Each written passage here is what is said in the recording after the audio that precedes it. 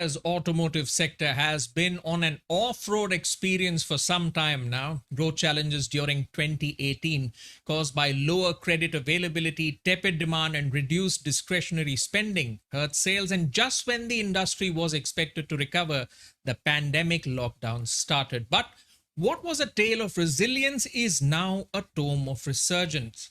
Capturing this opportunity now requires planning for robust operations, efficient workforce, and mobility disruptions up ahead, where investing in the right enablers could help players in this space reinvent their industry and cement their position as leaders in both India and overseas markets. Today, in our special presentation brought to you by Clear, we will explore how the automotive value chain itself is evolving and where cloud based platforms are playing an important role in taking financial management of this sector to the next level by effectively addressing compliance related challenges through data initiatives, from streamlining inventory management to reducing friction in sales, from managing costs to benefit from production linked incentives to optimizing input tax credit to lower GST cash payouts. This is one of the key digital transformation stories of the automotive sector rather. And on this panel, we'll hear from industry leaders on the routes that they took in navigating the finance and compliance landscape with the help of technology and understand from them the blueprint for a sustainable risk management program. I'm your host Gautam from Srinivasan, and joining me on the panel for this episode titled How Technology Can Help Achieve 100% Compliance in the Automotive Sector are Rohit Razdan, Chief Business Officer at Clear; Baskar Lakshmanan, who's the Group CFO at TVS Automobile Solutions; and Sanjay Deshpande, Group CFO at Flash Electronics. Unfortunately, Dr. Dubey could not be with us for this panel. Meanwhile, thank you everyone for joining us on this exchange of ideas and insights. And before we begin the discussion, here's a reminder to our viewing audience to fill out a survey form that they can access on their screens and send it to us at the end of the discussion. All right, let's begin. Rohit, let's start with the broad strokes to understand the changes that have taken place in the automotive sector. What's been the influence of technology on how the automotive players run their business, especially when it comes to compliance? Thank you, Gautam, for having me, and hello to Baskar and Sanjay as well. So excited to be talking about this sector in particular, and as just for the audience, right? We are not a auto company of any sorts, but it just so happens that a very large portion of our customer base happens to be auto and auto ancillary, right? So that's from there we have a privileged position to see a lot of things that are going on around us, right?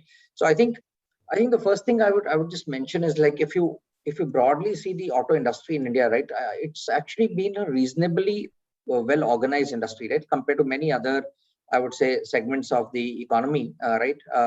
There have been I would say manufacturing, which has been far more, I would say, a stable supply chain planning, tier 1, 2, 3 kind of suppliers. All of these have been kind of fairly good, right?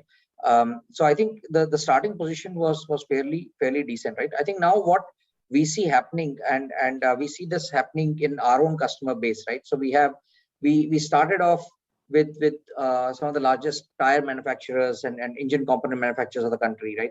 Then we added a bunch of large OEMs, Suzuki and so on and so forth, kind of two-wheelers, four-wheelers as well, and now we've been recently like adding newer age folks, like folks like Ola, Adhere, and so on and so forth, right? So we are actually seeing a very different way of different evolution across the cycle, right? And it, in my opinion, it's in all 3-4 areas that you would see, and as we deal with our customers, it becomes very interesting, right?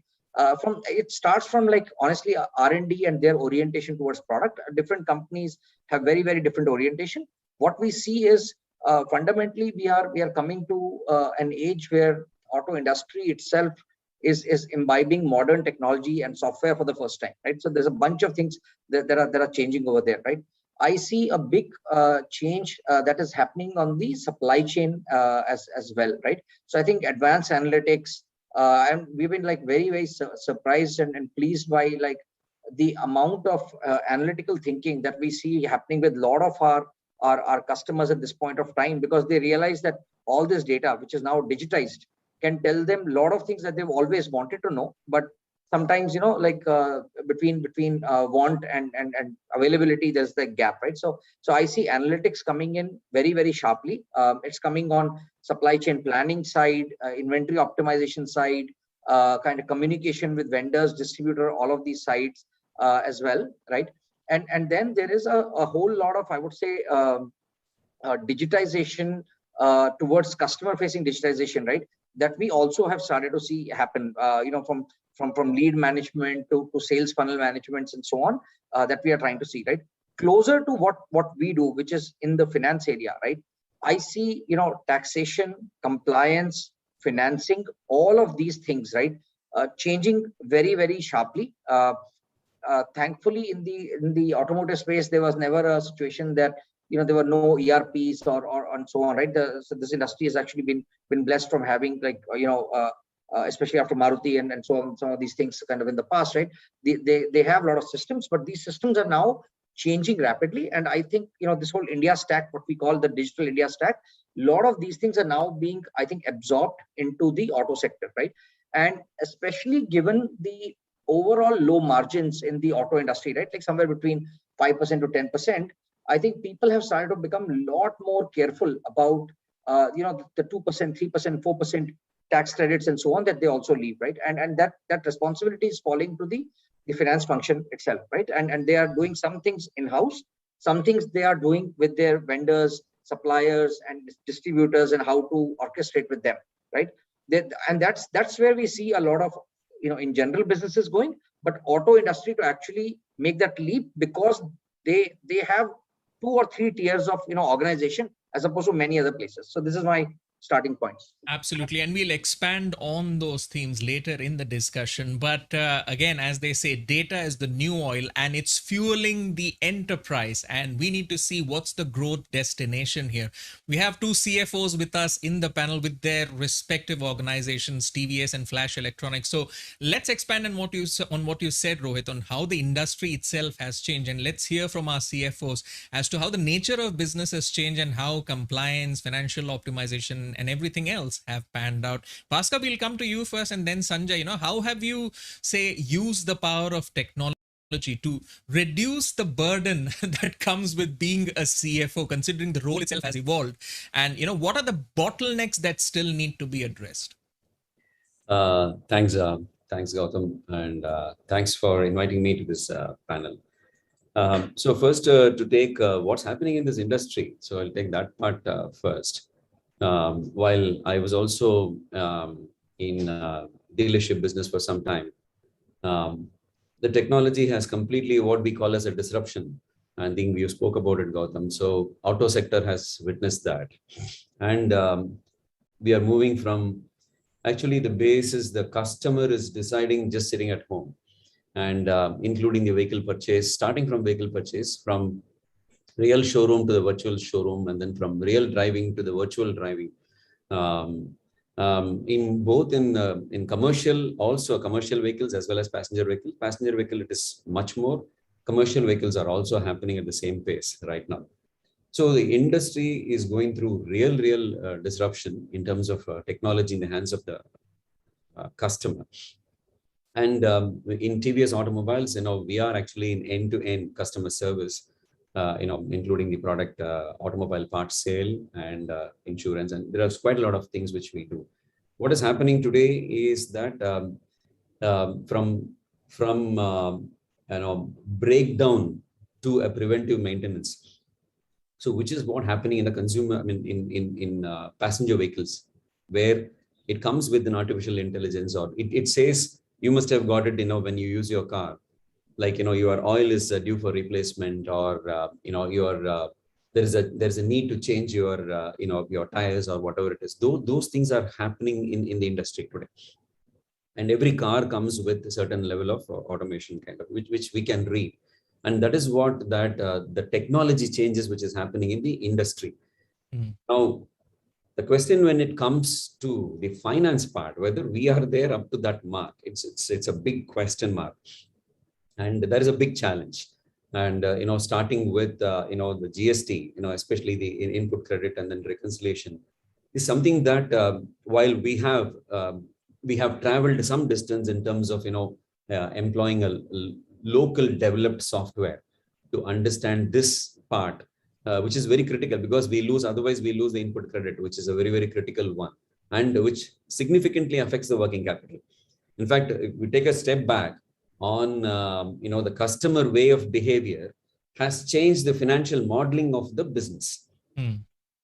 Because the customer doesn't behave like my vehicle is down and therefore I come to you for repairs, and then we work on the model and then we work out, no, it is not working. That goes in the preventive maintenance kind of stuff.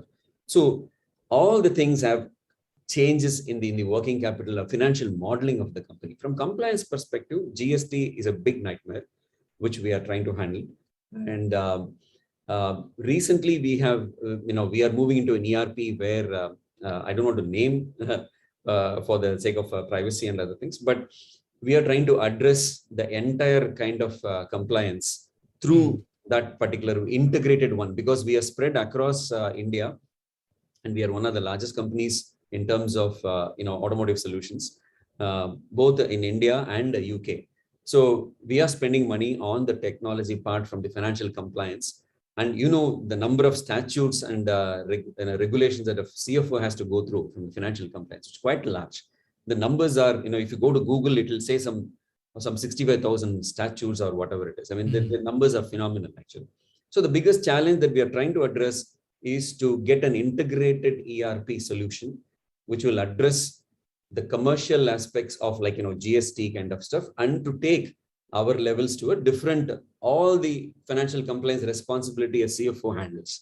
So that is where we stand as of now. All right. A single dashboard view to solve the complex maze of what GST presents to you. All right. But as you say, the CFO's office is still playing catch up, considering things are changing so fast. So let me get in Sanjay's response to that. Sanjay, again, as a CFO, as Baskar mentioned, the industry is changing so fast that the CFO's office needs to catch up on a lot of things. And that's where the power of technology comes to speed you up. Again, whether it can be financial optimization, whether it's compliance. So tell us about your journey.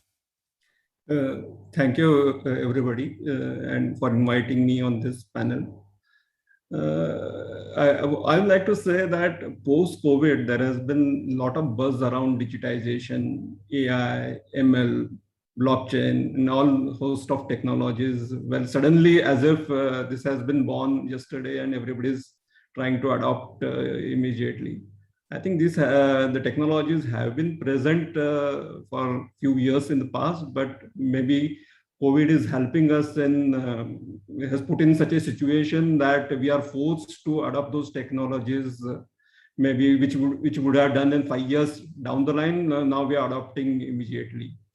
As far as our journey is concerned, I think as a CFO, instead of just getting around the hype or the buzz, we should be very clear as what are the benefits of this technology which will have on the organization. So we started our journey maybe 2 or 3 years back, even prior to COVID.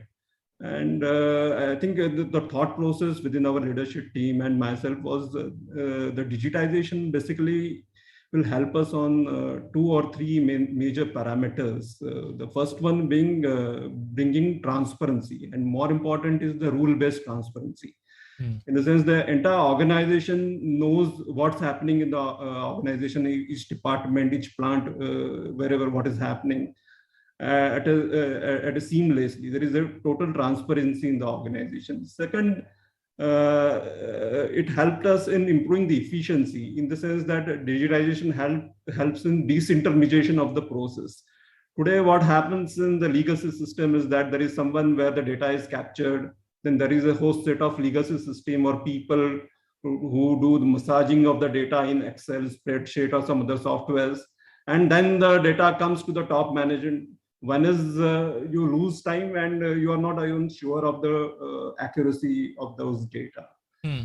The third one, what has happened and helped us is that instead of being in a reactive mode, the organizations can be in a proactive mode, in the sense that the data are real-time available. And you can react to avoid a crisis rather than react after a crisis happened in the organizations. All right. And the fourth most important thing in this entire technology part of it is the scalability, in the sense that you can start on a very POC pilot for a plant or a smaller processes. And once you are successful, you can just horizontally and vertically deploy across the organization.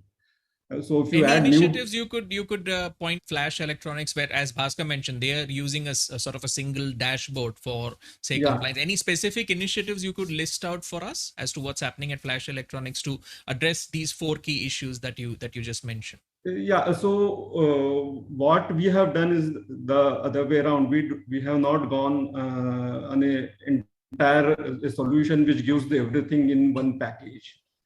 What we are trying to do is that we have a legacy, the SAP system implemented in the organization. So we are trying to, we are implementing various processes in digitized form, where the existing process can talk to our legacy system like SAP. At the same time, each of the digitized process can also talk to each other more seamlessly. That is where we can get benefit of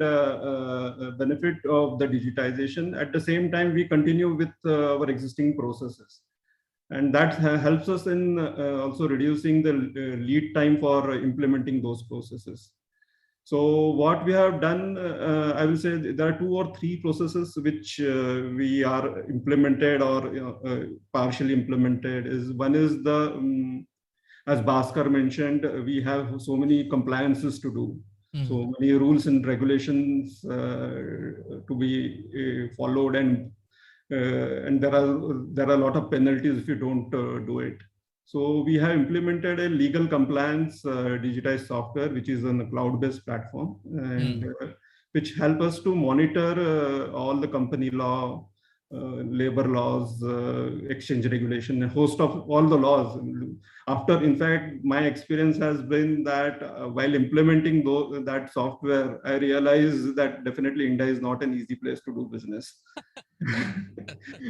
There are so many rules and regulations around it, and when you try to put it in a software, then actually you realize that it's not that easy to do a business in a country like India. Fair point, but that's where the power of technology comes in, especially when you introduce AI, ML, and other elements, and the power of the cloud. That's where it all comes together to make the difficult things easy. In fact, keeping that point in mind, Rohit, I'll come to you. Let's take a deep dive in the key areas where the automotive sector can benefit in financial decision making with technology. Now, considering the increasing complexity of supply chains in the automotive space, which includes, say, dealers, supplier networks, and many players operating on low margins, what are the technologies helping unlock more working capital? I believe Clear claims to grow customer profits by 7%. So could you give us some examples of how you created value for customers?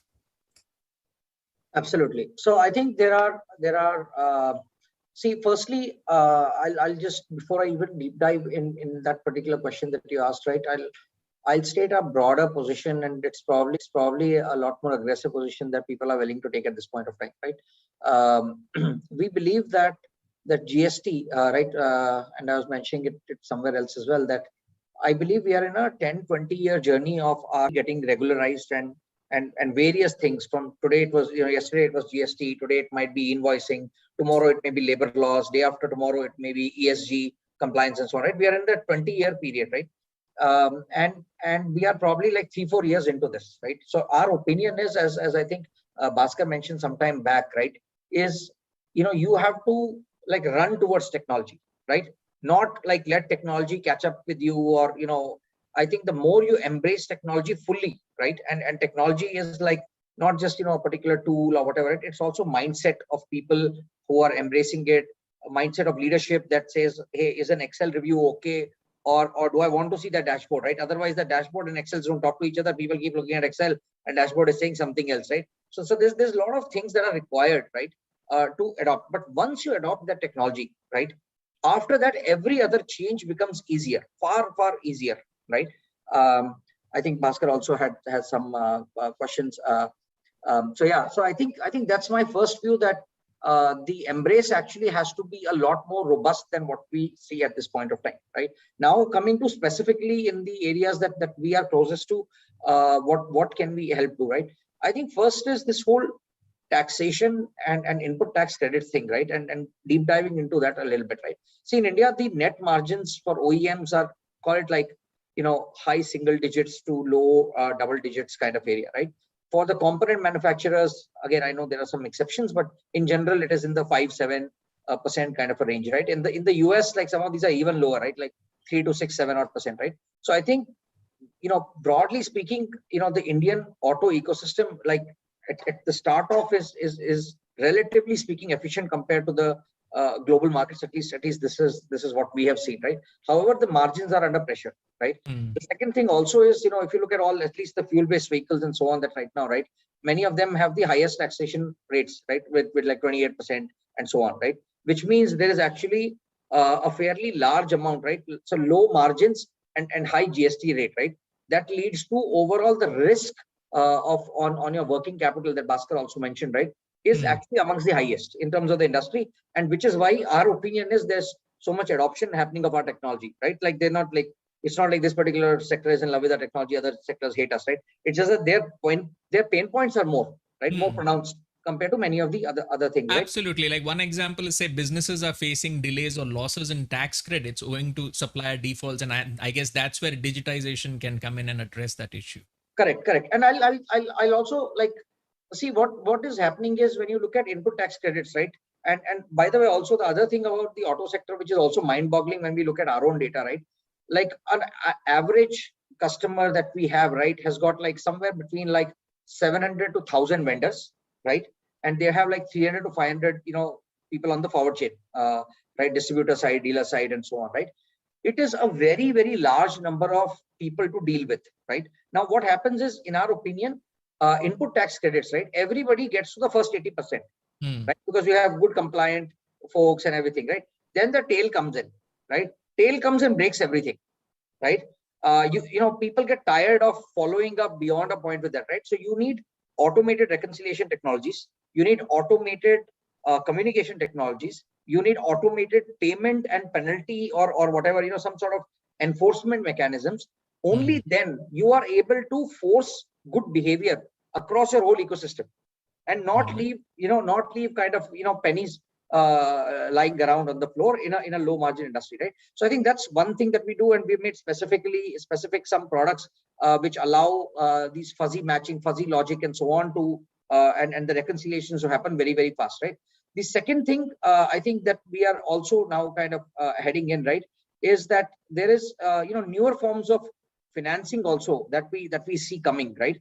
And what we see is that as the supply chains get that much integrated, right, over a period of time, the need for downstream folks to have very, very good quality of financing at a reasonable rate will be that much more important, right? So there is now, we will be looking to getting into, factoring and invoice discounting kind of an area as well, because we have all the data and we can enable a finance function to help take financing onto their side as well. And the last thing I would say is that, I think the whole e-way bill invoicing, kind of basically real-time tracking of where the, fleet is, right? Whether pre-production or pre-sale or post-production, post-sale. Baskar kind of alluded to that in when he was mentioning about, customer-facing things as well, right? So this real-time, this fleet telematics, digitization over there, also actually over a period of time is a strong, I would say, compliance-related check as well, right? So I think these are the several things that, in my opinion, are possible, which lead to certain savings and certain value creation.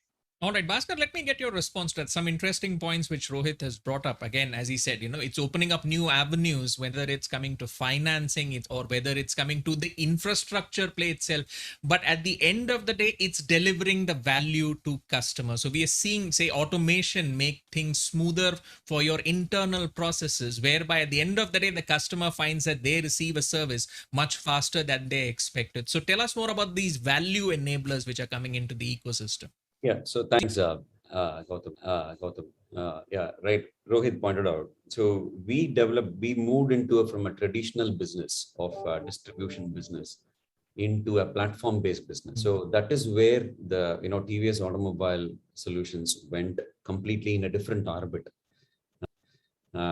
Today, the B2B customers, because we are mainly on B2B customers, we have developed platform to ensure that the order to cash is something that completely rooted through, by having the downloading the app, which, in a colloquial way, like e-commerce, we are not in the e-commerce platform, but we are in a platform-based business solutions, which our customer, which eventually will go to a B2C. Actually, we are B2B2C.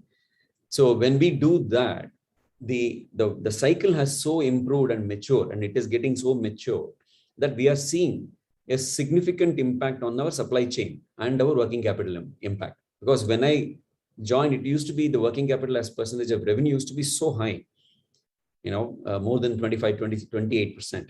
Today, it is clearly seeing a drop in terms of how efficient that this mechanism has brought in our own predictability in terms of sales and linking our vendors into this platform. So that this is away from what we are currently discussing in terms of financial compliance, for which my feeling is that it's a journey which will take about anywhere between 2 to 3 years. Completely digitizing the entire thing. I'm not talking specific to GST or anything, but completely, including handling the income tax assessment, for example.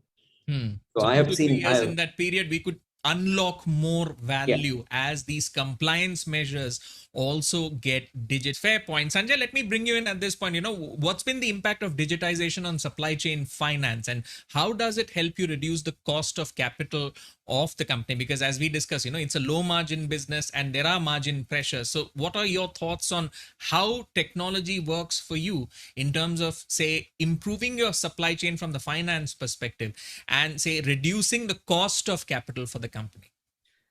Adding to what Rohit had said, that for any tier one companies like us who supply to OEMs, which are mostly cash rich, and it is very imperative for us to look into that the cost of capital, and the sense that cost of borrowing of the entire supply chain is reduced.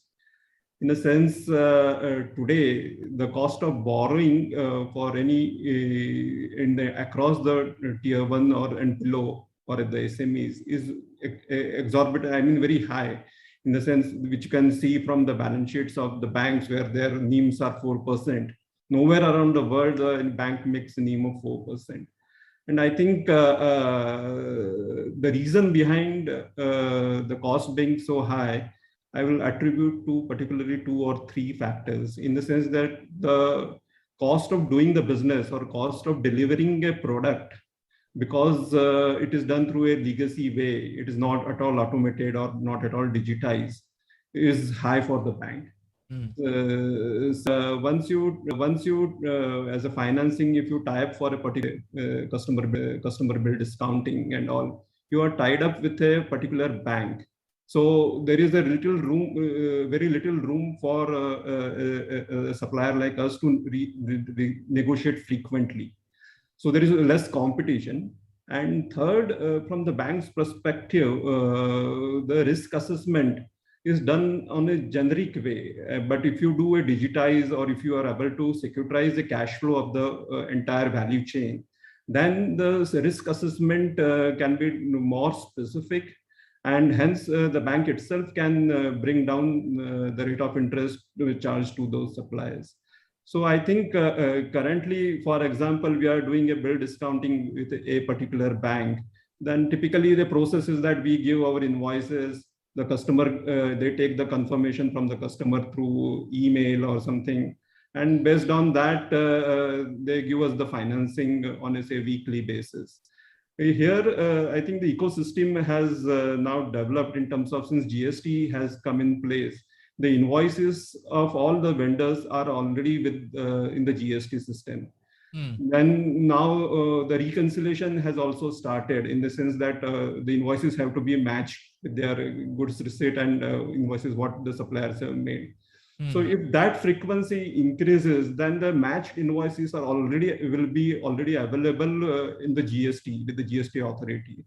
So if a company like Clear Tax comes and develops a marketplace where the invoices, the matched invoices are available on the platform, and if the supplier decides to fund against that invoices, then there will be multiple banks which can bid against for those invoices, because all these OEMs are really cash rich. So particularly what risk the bank is taking is not on the supplier. They're taking risk on the cash flows of OEMs, say Maruti or Bajaj or any of the OEMs. And we all know that they are sitting on cash. So there is unlikely there will be a default on those payments. So if this technology and digitization helps in securitizing that cash flow, and then there can be a multiple bankers which we can as a supplier, we can have access to. There is a bidding mechanism, and we get the most competitive rate which is available in the market. And that's a great point you have raised. It's an anomaly creating a business opportunity, right? Because invoice discounting is expected to boost suppliers' cash flow for the automotive industry. So Sanjay, basis your experience, do you think that will become the main trend for the industry? This is one example. Yeah, I have been speaking with most of them bankers, but I think they are complacent because there is nobody doing on this. But I think one day technology companies like Clear and somebody will join hands with few vendors and with customers and take away the businesses from banks. The time is ticking, and within the next few years, I think this should happen. All right, clock is ticking. Rohit, your thoughts? You could take that business away from the banks?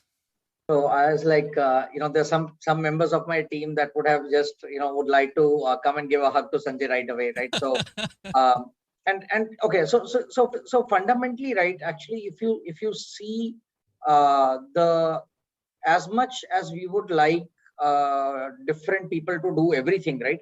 The fact of the matter is, as the economy expands, people have to focus on doing well what they do. Okay, I think banks are financing entities at the end of the day.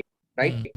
They are not technology shops, and it's not just India, right? I mean, you can look at the largest global banks, right? Beyond a point, they're, if you talk to their risk or their back-end teams, right, they'll tell you that we are not nimble. They're not designed to be nimble. They are designed to be risk averse.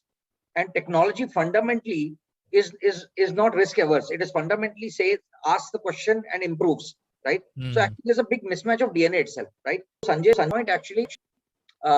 We will very soon announce something on the invoice discounting side, because as I earlier said, it's a natural next step for a company like ours as well. Okay, because we are dealing with invoices all day, right? And what we want to do, right, is we want to be a neutral platform, right, that actually allows people to do multiple interactions, right, between each other. There are 4 or 5 different types of interactions that one can think about, and this is what we call, like, not your grandmother's vendor portal, right? In a modern day vendor portal, what should happen is, you should raise your invoices there over a period of time. You should do your POs over there. You should have input tax credit related communication there. You should have reconciliations there, and you should have financing there, and financing also, especially on discounting side, it requires sometimes a little bit of back and forth, sometimes a little bit of negotiations. That the platform needs to do. See, a bank just structurally cannot get into that, right? Because as Sanjay would be aware, probably what, most of the banks will say, this is my rate, right? Now, Sanjay may be willing to take a discount of, I don't know, 1 or 2%. There might be another player that might say, I'm okay for 10%. The bank will say, here is 6%, right? And that works neither for Sanjay nor for the other guy. And therefore, what I'm just trying to say is, fundamentally, what we are asking banks to do, it's an unfair ask, right? Banks are, when you look at, and I'm deviating from the auto industry, going more towards fin services, but I'll just take a detour. What banks are fundamentally designed to do is do what we call middle of the curve lending, right? What I mean by middle of the curve is, auto, homes, mortgages, right? That's what capex loans, machines, that's what they're designed to do. You start to move too far away and it is like, too cute, right? banks can only Let the be fintechs handle it. banks will always be the capital providers in anything. So what we are doing is we are bringing 5 or 7 different banks together onto our platform and let them compete. Absolutely, they are the capital providers, you are the value enablers, right? You do, you, that's why the fin and tech are combined. You make sure technology is used to deliver value to customers, whereas the banks provide the capital. And something which you mentioned about risk versus speed, it's something I'll ask Baskar. It's not mutually exclusive, Baskar, at least in my opinion, right? Considering the power that technology that brings to the table in improving predictability, which can in turn say improve your risk management and improve your credit rating maybe, and again reduces cost of capital. Absolutely. So when we went for credit rating, the first was big shock on what is the real bank expectation is in terms of the way that business heads are seeing the business versus the bankers seeing the business completely divergent. And business head sees the opportunity, bank sees the risk. And in fact, I went to one of the banks in UK. They were completely seeing what is the risk. No, there was nobody even to represent actually how the business can evolve. So we actually improved our model, especially through this platform, and we were able to demonstrate to the bankers on our improved cash flows. And we improved our credit rating with the bank. There's a joke which says about the bankers, saying that banker is a person who gives the umbrella and takes it away when it rains. So, but the bankers were able to give a lot of solutions to us, especially on, I think Rohit was also talking about in the platform, where we were able to post the invoices and get the best rate out of that. We were able to reduce the interest rate at least by about 150 bips minimum. That was the interest saving that we made through this, technology, because that itself is a platform-based credit, which is where people are able to offer better rates, at least on the working capital. If not for the entire amount of working capital, there is some portion of working capital which goes there, and we manage through the different aspects of working capital management, which is just not a cash credit, but also the working capital demand loan. Now the RBI has given a different this one about it. A mix of that, we were able to get that. But the starting point is that, how the business is able to develop the cash flow. So that started with the platform-based predictability model.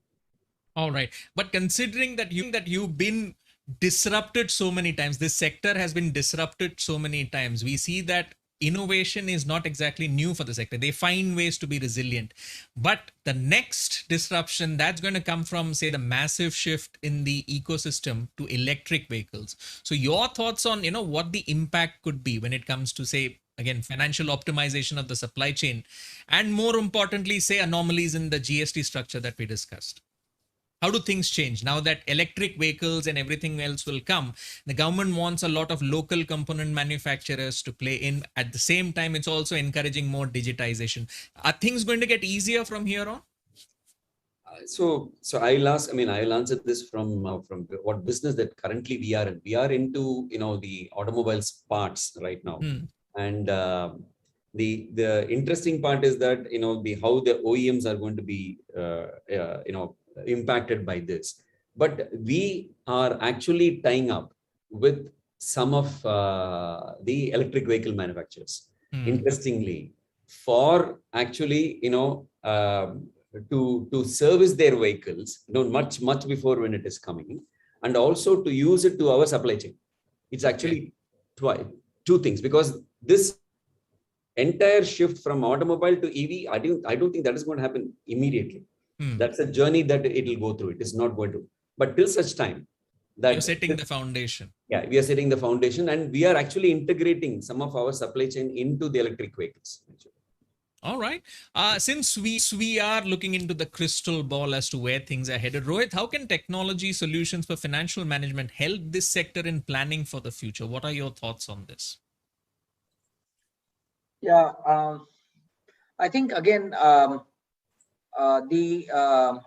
the EV change or the industry change itself, right? I believe the finance side change is a small small part of the overall change, right? I mean, I think the auto sector, in addition to maybe the banking sector, right, has been probably I think this was the 100th year of the Model T or whatever, right? So this industry has been relatively, I would say, in the same place. And obviously there is incremental innovation that happens in every industry. So in the auto, right?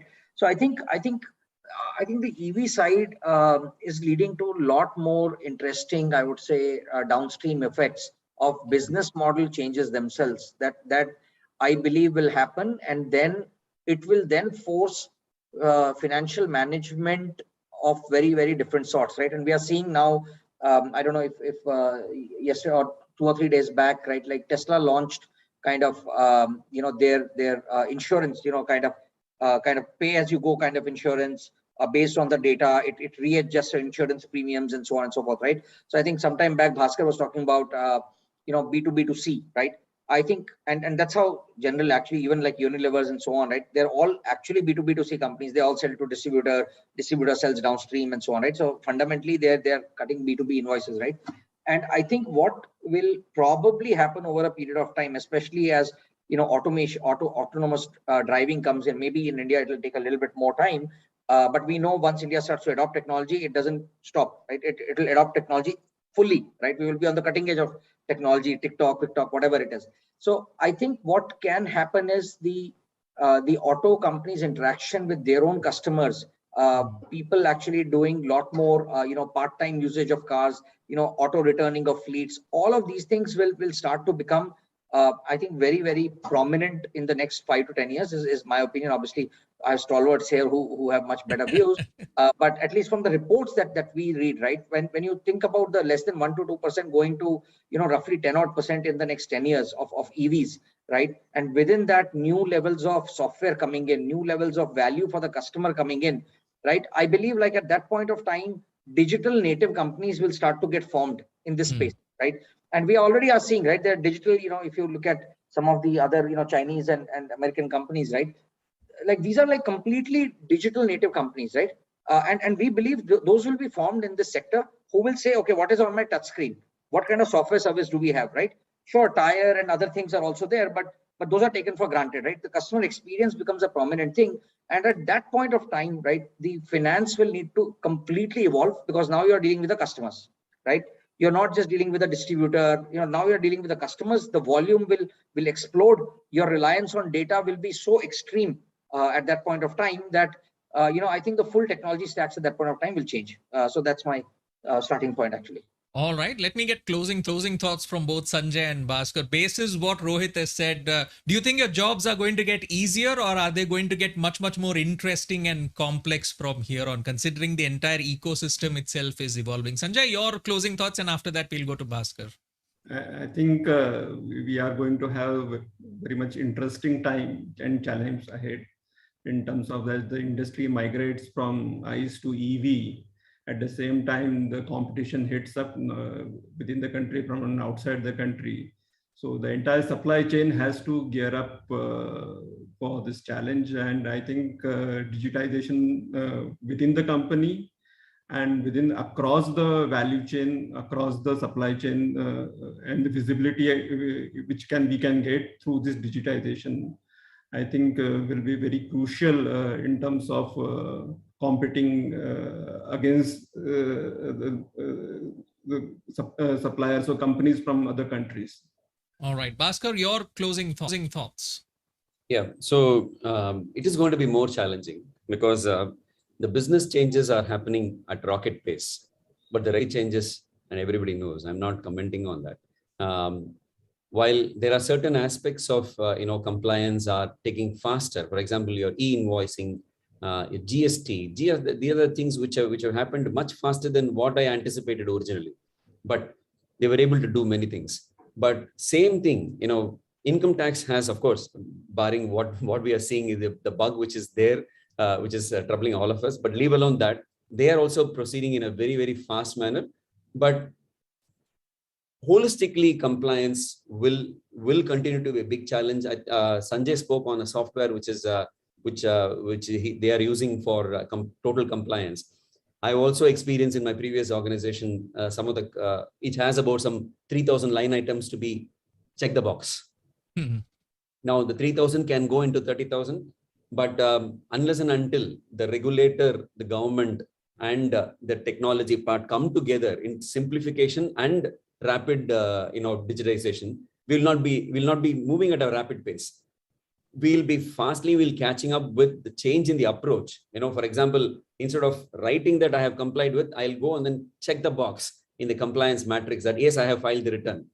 But the system has to integrate and completely in such a way that by reading my or update in my portal that my compliance check is already done. If this two talks, then the overall burden comes down from the CFO perspective. Absolutely. So that is what it's the context of action which matters, and that's where I think the technology maturity curve is also evolving to focus on that rather than just completing check boxes. Well, we have come this far, but there's still a long and wide road ahead, a very interesting journey, and hopefully with technology as our companion, we do overcome those roadblocks, but we have completely run out of time. On that note, it's time to wrap up this special presentation titled How Technology Can Help Achieve 100% Compliance in the Automotive Sector, brought to you by Clear. I'd like to thank all the panelists for sharing their insights on the topic. And of course, thank you to our viewers for tuning in. Here's a reminder again to fill out and submit the form before you leave. But till next time, this is Gautam Srinivasan signing off. Thank you. Thank you. Thank you. Thank you.